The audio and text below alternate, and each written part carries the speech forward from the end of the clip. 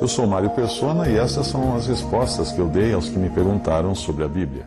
Você perguntou o significado de Jeremias 3,16, onde fala que naqueles dias, diz o Senhor, nunca mais se dirá a arca da aliança do Senhor, nem lhes virá o coração, nem dela se lembrarão, nem a visitarão, nem se fará outra. Antes de responder, é bom explicar o que era a Arca da Aliança, porque a maioria só conhece aquela do filme Indiana Jones. A Arca, também chamada Arca do Testemunho ou Arca de Deus ou de Jeová, era uma caixa de madeira de acácia, revestida por dentro e por fora com uma lâmina de ouro. Ela media 1,10 m de comprimento e sua altura e largura eram de 70 centímetros aproximadamente. E eu digo aproximadamente porque as medidas estão na Bíblia em côvados, que podem variar. O côvado era o comprimento do antebraço, da ponta do dedo médio até o cotovelo, portanto não era uma medida muito precisa. Mas a maravilha é que não apenas as suas medidas eram baseadas numa unidade humana, né, o antebraço, mas até o material usado, a madeira, também indicava humanidade. Assim como foi com Adão, uma árvore nasce a partir da terra. E no processo de cura do cego por Jesus no Evangelho, a primeira visão que ele teve foi de silhuetas. E ele disse, vejo os homens, pois os vejo como árvores que andam. Marcos 8:24. A arca era um móvel que foi fabricado quando os hebreus peregrinavam pelo deserto a caminho da terra prometida, e o seu papel era representar Cristo no meio do seu povo na sua peregrinação neste mundo. Daí a madeira da humanidade e o ouro da justiça divina no homem. Mas outras coisas também nos fazem olhar para Cristo. Ela tinha uma tampa chamada propiciatório, que representava o trono de Jeová, o lugar de sua habitação na terra. E dentro daquela arca foram colocadas 2 tábuas de pedra, as 2 que Moisés recebeu no monte, contendo a lei, que era a justiça que Deus exigia do homem. Foi colocado também um pote contendo o maná e a vara de Arão, que floresceu, nos fala de graça. Sobre essa tampa ou propiciatório havia 2 querubins feitos de ouro que tinham seus olhos, seus rostos voltados para o propiciatório. Quando era carregada nos ombros por sacerdotes, por meio de varais, a arca indicava o caminho que o povo devia seguir. Quando a arca andava, eles andavam, quando a arca parava, eles paravam. Que maravilhosa figura isso nos dá da dependência que o crente deve ter de Jesus nos seus caminhos.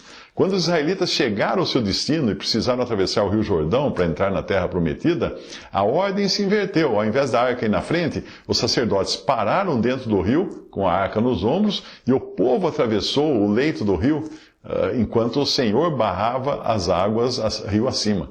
Isso tipifica a nossa associação com a morte e ressurreição de Cristo. E quando os que levavam a arca chegaram ao Jordão e os seus pés se molharam na beira das águas, porque o Jordão transbordava sobre todas as suas ribanceiras todos os dias da ceifa, pararam-se as águas que vinham de cima, levantaram-se num montão muito longe da cidade de Adão, que está ao lado de Zaretã, e as que desciam ao mar das Campinas, que é o mar salgado, foram de todos separadas. Então passou o povo em frente de Jericó. Porém, os sacerdotes que levavam a arca da aliança do Senhor pararam firmes, em seco, no meio do Jordão. E todo Israel passou a seco, até que todo o povo acabou de passar o Jordão. Josué 3, de 15 a 17.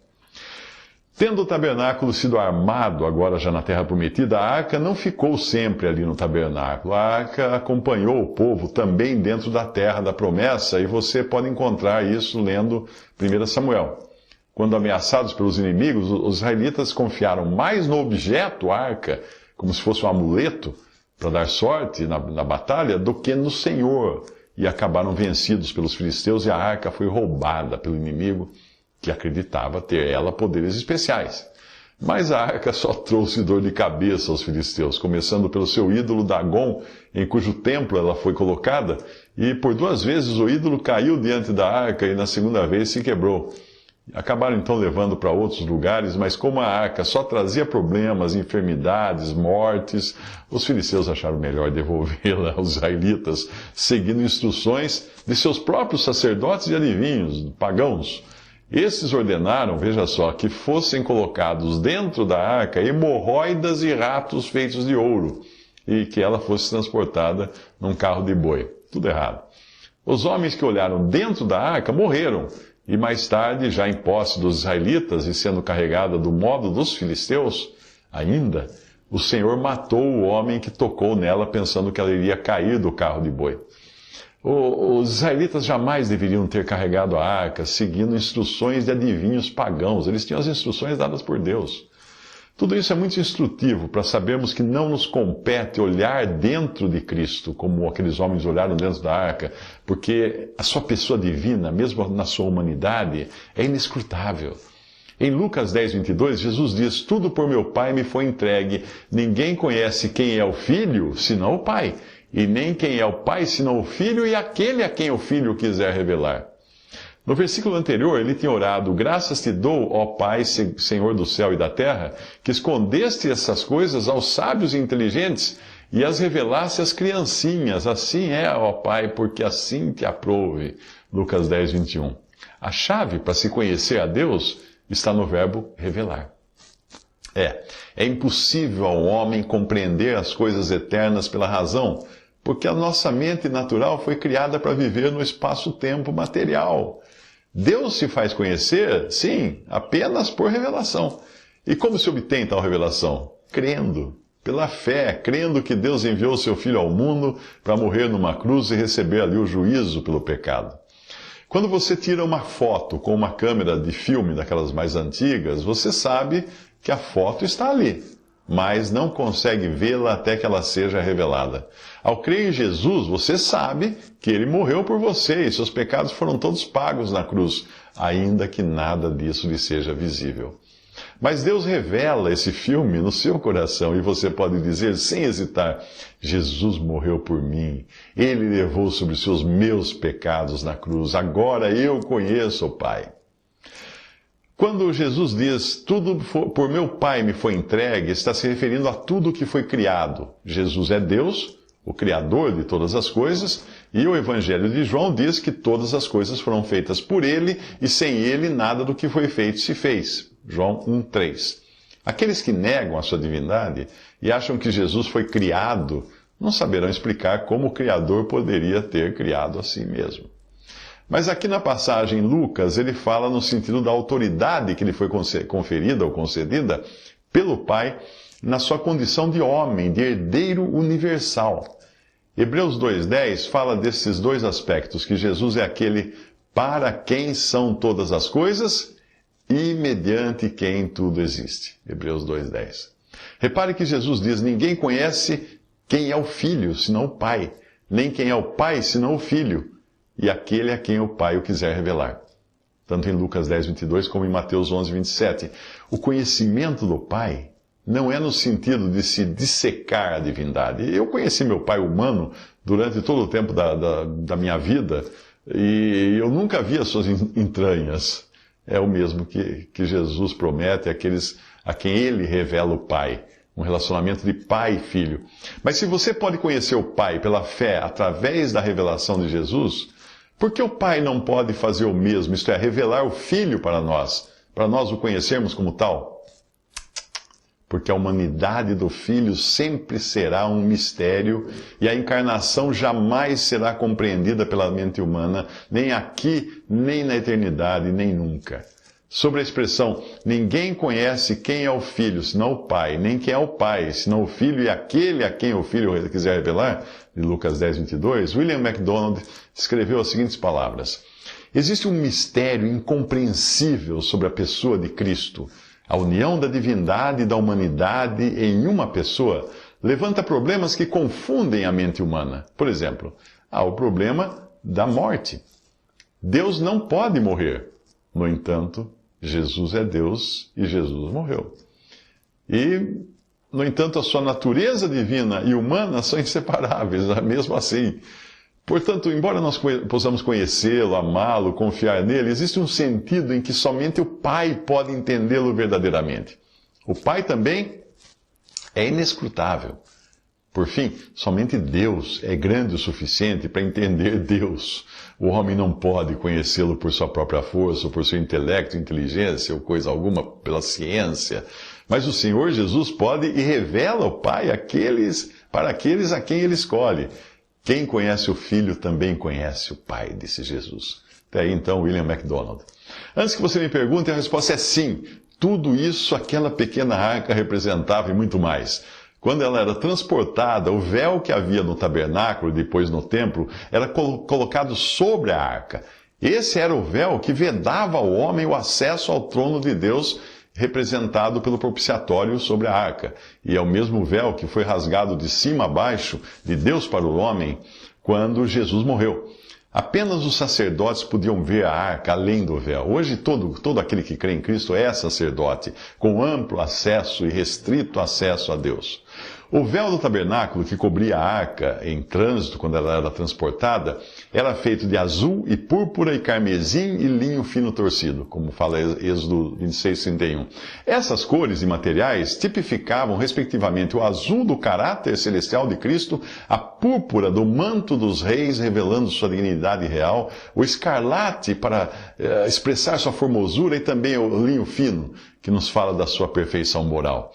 Sobre esse maravilhoso véu era colocada uma coberta de peles de texugos e sobre ela estenderão um pano todo azul, diz Números 4:6, mais uma vez indicando o seu caráter celestial pelo azul. Em algum lugar, em lugar de texugos, algumas versões trazem animais marinhos, golfinhos, focas, cabras ou simplesmente peles finas. Mais no sentido de espessura do que de qualidade. E aquelas peles feias, rugosas, elas representavam a ideia que os homens fariam de Jesus quando ele estivesse aqui. Não tinha beleza nem formosura, e olhando nós para ele, não havia boa aparência nele, para que o desejássemos. Isaías 53:2. Todavia, sobretudo, havia ainda o pano azul para indicar que Jesus é o segundo homem, o Senhor do céu. 1 Coríntios 15:47. Depois de ter dado toda essa volta, nós chegamos ao cerne da sua questão, que é o significado de Jeremias 3,16. Mesmo assim, pegar um versículo isolado da Bíblia nunca nos dará o entendimento adequado. Então vamos ao contexto, principalmente do versículo 15 ao 18.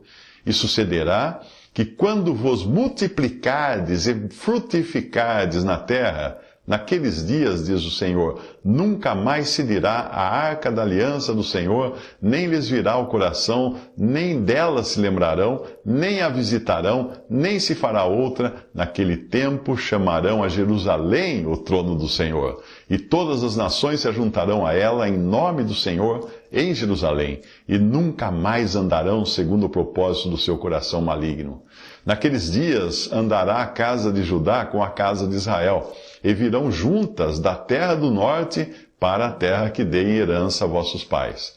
Mas eu dizia, como te porei entre os filhos e te darei a terra desejável, a excelente herança dos exércitos das nações? Mas eu disse, tu me chamarás meu pai e de mim não te desviarás. Jeremias 3, de 15 a 18. Isso tudo não é para a igreja, é para Israel e para as nações vivendo na terra no reino de 1000 anos de Cristo. Apesar de muitos cristãos católicos e protestantes não entenderem isso, Deus tem dois povos, sim, senhor, Israel e igreja. Cada um tem as suas promessas distintas e se você não entender isso, não vai entender a Bíblia como um todo. Muitos cristãos conhecem a salvação eterna pela fé em Jesus, foram salvos, estão lavados pelo sangue, mas nunca entenderam as dispensações e, embora estejam salvos, não podem desfrutar de um entendimento claro, pleno da palavra de Deus, sabendo dividir corretamente as coisas. Então, como eu já disse, o trecho todo está falando do milênio, quando Cristo estiver reinando sobre a terra, tendo ao seu lado sua esposa, a igreja. Esta estará morando no céu e terá sido arrebatada 7 anos antes de ser inaugurado o reino de 1000 anos na terra, onde viverão os que escaparam da grande tribulação, judeus e gentios. A Arca da Aliança, que no deserto tinha sido uma figura de Cristo, não será mais necessária, porque o próprio Senhor estará reinando sobre eles. Mas é sempre bom lembrar que Cristo é rei, mas para Israel e para as nações. Para a igreja, ele é o noivo, agora, e será também o noivo, o esposo, eternamente. Visite respondi.com.br. Adquira os livros ou baixe e-books. Visite 3minutos.net. Baixe o aplicativo.